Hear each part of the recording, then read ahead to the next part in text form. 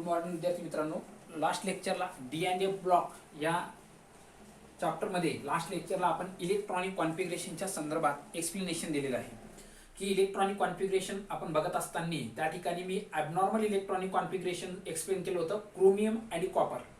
मग कॉपर आणि क्रोमियममध्ये abnormal electronic configuration का बरं असतं, तर त्या ठिकाणी मी तुम्हाला कारण सांगितलेलं होतं की they show the stability of D orbital. D ऑर्बिटलची स्टॅबिलिटीसाठी या ठिकाणी क्रोमियम आणि copper abnormal electronic configuration shows करतात. परत एकदा सांगतो, chromium copper abnormal electronic configuration का दाखवतात? Because they due to the stability of D orbital. D ऑर्बिटलच्या स्टॅबिलिटीसाठी या ठिकाणी के क्रोमियम आणि कॉपर इलेक्ट्रॉनिक कॉन्फिगरेशन सांगतात, दाखवतात त्या ठिकाणी. आणि दुसरी महत्वाची गोष्ट, ट्रान्झिशन एलिमेंटचे डेफिनेशन एक्सप्लेन केलेले आहे की the D orbital of transition metal and their metal cation ची डी ऑर्बिटल आहे, एक तर पार्शियली फील्ड असेल किंवा हाफ फील्ड असेल. Such metals of the transition series. Okay, असे जे मेटल्स जे आहे, ज्या मेटलचा डी ऑर्बिटल हाफ फील्ड आहे किंवा पार्शियली फील्ड आहे, अशा ज्या मेटलमध्ये असे डी ऑर्बिटल हाफ फील्ड असेल किंवा पार्शियली फील्ड असतील तर अशा मेटलला आपल्याला ट्रान्झिशन मेटल्स म्हणायचं आहे. आणि ज्या मेटलचं डी ऑर्बिटल एम्प्टी आहे किंवा पूर्ण भरलेला असेल त्यांना ट्रान्झिशन एलिमेंट म्हणायचं नाही. कोणाला म्हणायचं आहे ट्रान्झिशन एलिमेंट?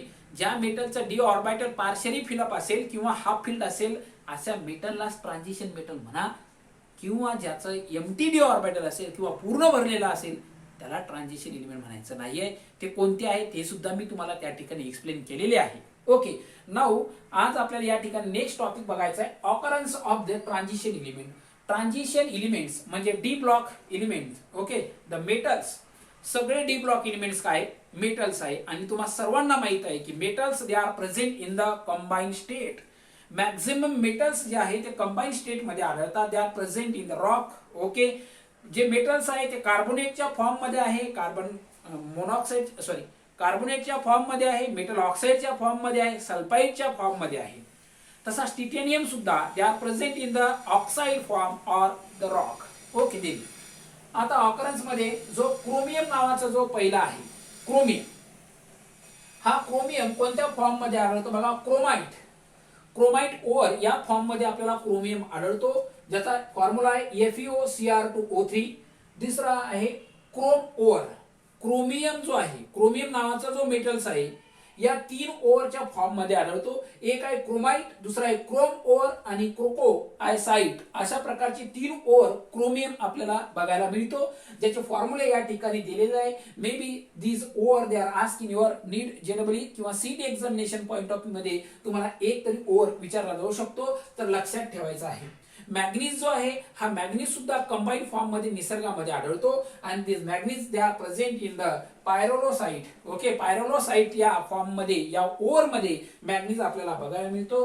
कॉपर जो आहे क्युप्राइट म्हणजे ऑक्साईड फॉर्म मध्ये मिळतो. मी तुम्हाला सांगितलेलं आहे की कोणताही मेटल जेव्हा ऑक्सिजनच्या संपर्कात येतो तर तो ऑक्साईड फॉर्म करतो. तर या ठिकाणी जो कॉपर आहे हा क्युप्राइट फॉर्म मध्ये आहे, Cu2O. त्याच्यानंतर मॅलेचाइटच्या फॉर्म मध्ये आहे, ज्याचा फॉर्म्युला आहे CuCO3 CuOH/2.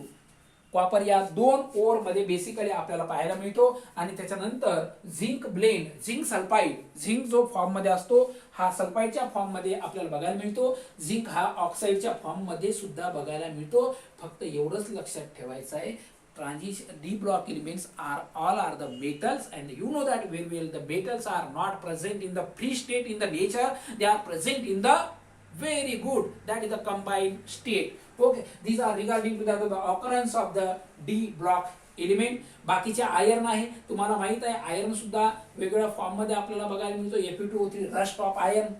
बरेच ऑक्साईड फॉर्म मध्ये आयर्न्स आपल्याला बघायला मिळतो. कोबाल्ट सुद्धा ऑक्साईड फॉर्म मध्ये, निकेन सुद्धा ऑक्साईडच्या फॉर्म मध्ये आपल्याला बघायला मिळतो. This is the occurrence part of that. Next आहे बघा general properties. General properties of transition element. Transition एलिमेंटच्या जनरल प्रॉपर्टी बघा. जे ट्रान्झिशन एलिमेंट आहे त्यांच्या जनरल प्रॉपर्टीज आपल्याला बोलायचं. या जनरल प्रॉपर्टी परत आपण डिटेल डिस्कशन करणार आहोत. बघा, पहिला पहिली गोष्ट की these are the metals, हे सगळे काय रे metals, and you know that metals are the luster, ductile, बरोबर आहे, then malleable. बघा पहिली गोष्ट मेटलच्या ह्या प्रॉपर्टीज आहे की सगळे डी ब्लॉक जे एलिमेंट्स आहे ते सगळे मेटल आहे, आणि मेटल असल्यामुळे तुम्हाला सर्वांना माहित आहे की they are the lustre, ductile and they are the malleable in the natures.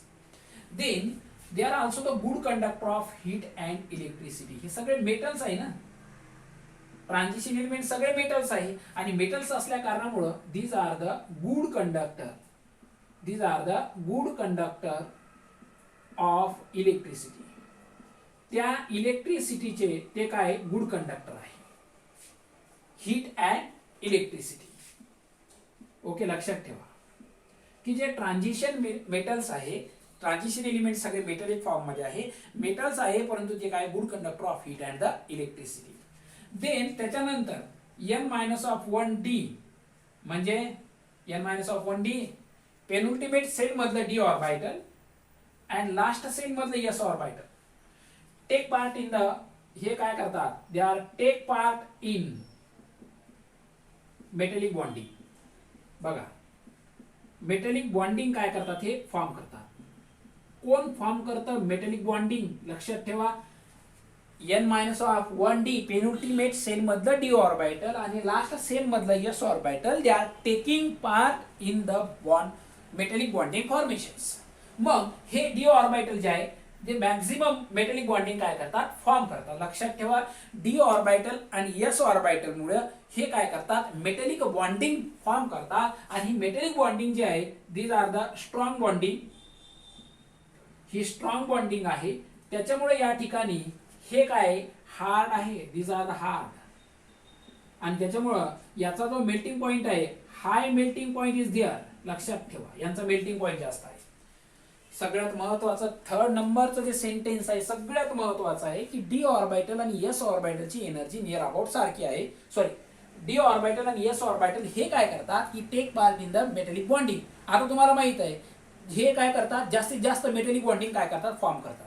मग पहिला स्कॅन्डियम, टिटेनियम, व्हॅनेडियम, क्रोमियम आणि मॅग्नीज, इथपर्यंत अनपेअर्ड इलेक्ट्रॉनची संख्या जास्त आहे. जिथली अनपेअर्ड इलेक्ट्रॉनची संख्या जास्त असेल तिथला काय करणार, तो मेटलिक बॉन्डिंग काय करणार, फॉर्म करणार. आलं लक्षात? Very good. Okay, that's why here the n-1d and ns orbital they are taking part in the metallic bonding, and such a metallic bondings are the strong, that's why the high melting in the point here.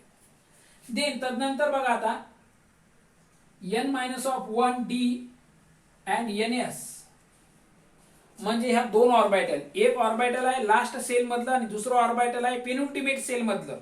लक्षात ठेवा डायग्रामॅटिकल representation दिलेलं आहे की n-1d and ns orbital या ज्या orbitals आहे, या ऑर्बिटलच्या जी energy आहे ही नियरली काय रे सेम आहे, नियरली काय सेम आहे. लक्षात ठेवा CET NEET JW examination point of view sentence खूप महत्वाचा आहे. पेनल्टिमेट सेल मधलं डी ऑर्बिटल आणि लास्ट सेल मधलं एस ऑर्बिटलची एनर्जी सारखी आहे, म्हणून they are take part in chemical bonding formation. बघा लक्षात ठेवा मी काय लिहिलं आहे तर की या ठिकाणी डी ऑर्बिटल आणि एस ऑर्बिटलची एनर्जी जवळपास सारखी आहे, म्हणून ते काय करतात, केमिकल बॉन्डिंग फॉर्म करतात. मग नंतरचा पॉइंट्स बघा, या ठिकाणी मी काय घेणार की जर या डी ऑर्बिटलची आणि एस ऑर्बिटलची एनर्जी जवळपास सारखी आहे म्हणून मॅक्झिमम काय करतात, केमिकल बॉन्डिंग फॉर्म करतात, आणि यांची एनर्जी सारखी असल्या कारणामुळे एस ऑर्बिटल आणि डी ऑर्बिटलची एनर्जी सारखी आहे म्हणून ते काय करतात, अनपेअर्ड इलेक्ट्रॉन त्याच्यामध्ये असणार. Okay, there is no problem. मग केमिकल बॉन्ड फॉर्मेशन साठी तुम्हाला सर्वांना माहिती आहे की अनपेअर्ड इलेक्ट्रॉन जितके असतील तितके ते बॉन्ड फॉर्म करतात. व्हॅलन्स बॉन्ड थिअरीच्या एक्सप्लेनेशन मध्ये आपण बघितलेलं आहे की जिथले जास्त नंबर ऑफ अनपेअर्ड इलेक्ट्रॉन असेल तिथले काय करतात, ते बॉन्ड फॉर्म करतात. मग तुम्ही इलेक्ट्रॉनिक कॉन्फिगरेशन ज्यावेळेस वाचला असेल स्कॅन्डियम पासून मॅग्नीज पर्यंत अनपेअर्ड इलेक्ट्रॉनची संख्या वाढते आणि म्हणून केमिकल बॉन्डिंग फॉर्मेशन सुद्धा वाढणार आहे. लक्षात घ्या, वाक्य महत्वाचं, इलेक्ट्रॉनिक कॉन्फिगरेशनचा part it is very important here. Okay, म्हणून या ठिकाणी जास्तीत जास्त केमिकल बॉन्डिंग काय करतात, फॉर्म करतात. नेक्स्ट जो पॉइंट आहे हे डी ऑर्बिटल आणि एस ऑर्बिटलची एनर्जी जवळपास सारखी आहे म्हणून केमिकल बॉन्डिंग फॉर्म करतात, जास्तीत जास्त केमिकल बॉन्डिंग फॉर्म करतात आणि म्हणून दे show the variable oxidation state. लक्षात ठेवा वाक्य variable oxidation state here. They show the variable oxidation state. एक नाही एकापेक्षा जास्त ऑक्सिडेशन स्टेट ते दाखवतात. कारण याचं उत्तर याच्या जवळ आहे. Where shows the variable oxidation state because the d orbital of the penultimate cell and last cell मध्ये s orbital ची एनर्जी सारखी असल्या कारणामुळे ते काय करतात जास्तीत जास्त केमिकल बॉन्डिंग फॉर्म करतात. आणि जास्त केमिकल बॉन्डिंग फॉर्म करत असेल तर डेफिनेटली ऑक्सिडेशन स्टेट सुद्धा काय असणार आहे जास्त आहे. This is the variable oxidation state. This is the fifth properties of the D transition element here.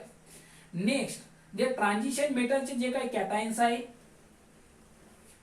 Okay transition metals कॅटायन्स मध्ये जास्तीत जास्त मॅक्झिमम अनपेअर्ड इलेक्ट्रॉन असतात. काय असते मॅक्झिमम अनपेअर्ड इलेक्ट्रॉन त्याच्यामध्ये असणार आहे. जे ट्रान्झिशन मेटल्स जे काही कॅटायन्स आहे त्याच्यामध्ये जास्तीत जास्त अनपेअर्ड इलेक्ट्रॉन असतात. देन हे ट्रान्झिशन मेटल्स असतील किंवा त्याचे कॅटायन्स असतील.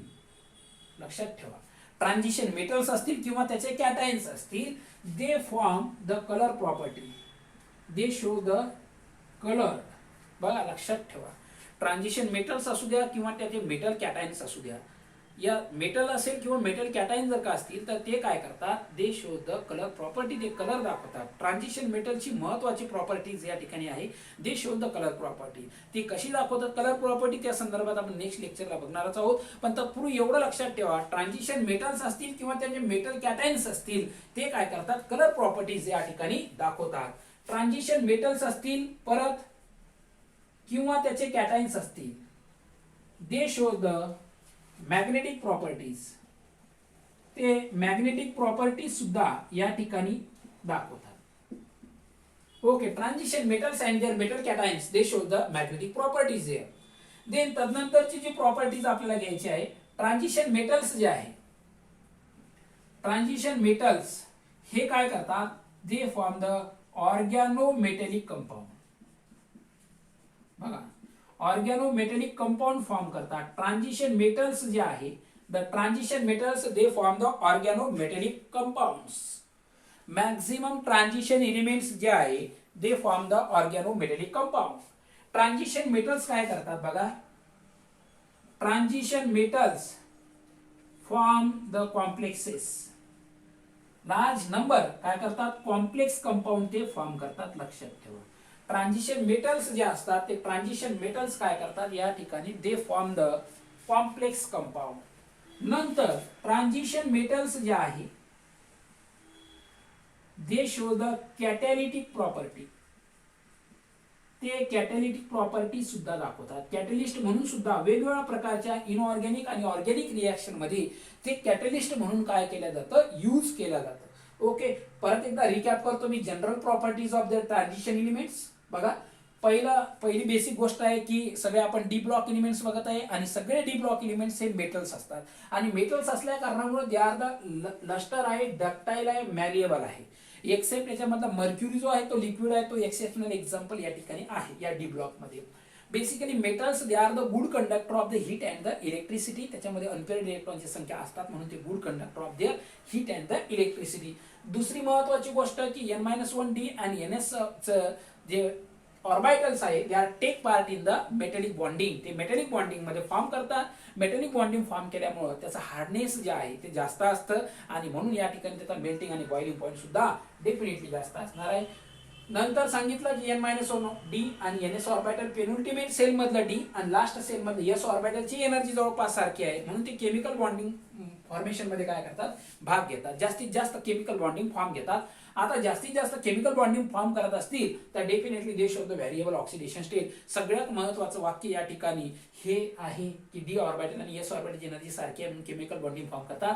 जास्तीत जास्त केमिकल बॉन्डिंग फॉर्म केल्या कारणामुळे या ठिकाणी व्हेरिएबल ऑक्सिडेशन स्टेट शोज केलं जाते. आणि जे कॅटायन्स आहे या कॅटायन्स मध्ये अनपेअर्ड इलेक्ट्रॉन्स असतात आणि अनपेअर्ड इलेक्ट्रॉन असल्या कारणामुळे दे show the properties like magnetic property colour properties. या ट्रान्झिशन मेटल आणि मेटल कॅटायन्स बेसिकली कलर प्रॉपर्टीज दाखवतात. ट्रान्झिशन मेटल असेल किंवा त्याचे मेटल कॅटायन्स असेल दे show the magnetic properties as well as transition metal form the organometallic compound आणि ट्रान्झिशन मेटलचे सगळ्यात महत्वाचं या ठिकाणी दे फॉर्म द कॉम्प्लेक्स कंपाऊंड आणि ट्रान्झिशन मेटल्स जे आहे दे शो द कॅटालिटिक प्रॉपर्टीज. बघा लास्ट लेक्चरला तुम्हाला इलेक्ट्रॉनिक कॉन्फिगरेशन संदर्भात मी बोललेलो आहोत. सगळं इलेक्ट्रॉनिक कॉन्फिगरेशन तुम्हाला रायटिंग करणं आहे. रायटिंग केल्याशिवाय इलेक्ट्रॉनिक कॉन्फिगरेशन 3D सिरीज म्हणजे स्कॅन्डियम पासून झिंक पर्यंत हे इलेक्ट्रॉनिक कॉन्फिगरेशन 11वी मध्ये सुद्धा आपलं झालेले आहे आणि तेच इलेक्ट्रॉनिक कॉन्फिगरेशन परत इकडे तुम्हाला 12वी मध्ये नीट जेई साठी करायचं आहे, सीईटी साठी करायचं आहे, बोर्ड साठी करायचं आहे. तर ते सगळ्यात महत्वाचं आहे. उद्याचा जो पॉइंट्स आहे की जो सगळं डिपेंड आहे तुमच्या electronic कॉन्फिगरेशनवर.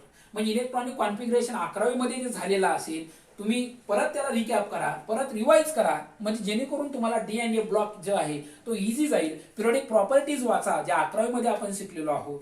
So this is a D block element. Third lecture आहे डी ब्लॉक एलिमेंटवर. ऑकरन्स वगैरे आपण बघितलं कशामध्ये डी ब्लॉक एलिमेंट्स आढळतात. नंतर जनरल प्रॉपर्टीज ऑफ ट्रान्झिशन एलिमेंटच्या जनरल प्रॉपर्टीज म्हणजे डी ब्लॉक एलिमेंटच्या काय जनरल प्रॉपर्टीज आहे ते सुद्धा या ठिकाणी आपण स्टडी केलेलं आहे. So have a look at this and be careful. The 3 to 4 sentence of the general properties of the transition element is very important regarding to that of the NEET JEE CET examination point of view and board examination point of view. So have a look at this occurrence and general properties of the transition element. So